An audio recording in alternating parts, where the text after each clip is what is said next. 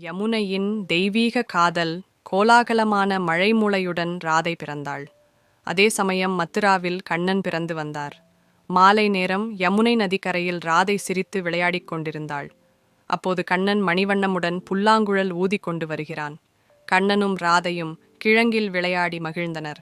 ராதையின் சிரிப்பு கண்ணனின் மனதை மகிழ்ச்சியுடன் நிரப்பியது. ஒரு நாள் கண்ணன் புல்லாங்குழலை ஊதினார். அந்த இசை யமுனையின் நதியையும் ராதையின் மனதையும் தூண்டியது. ராதை இசை கேட்டவாறே அவன் பக்கம் சென்று கொண்டிருந்தாள். ராதை, கண்ணன் மற்றும் தோழிகள் அனைவரும் மைதானத்தில் சந்தோஷத்துடன் ராஸ்லீலை ஆடி மகிழ்ந்தனர். நிலவின் ஒளியில் அவர்களின் நடனம் மாறுபட்ட சுகத்தை ஏற்படுத்தியது. சில காலத்திற்குப் பின் கண்ணன் மத்ராவுக்கு சென்றார். ராதை யமுனையை நோக்கி நிற்பது போல கண்ணன் மறைந்த தூரத்தை உற்று பார்த்தாள்.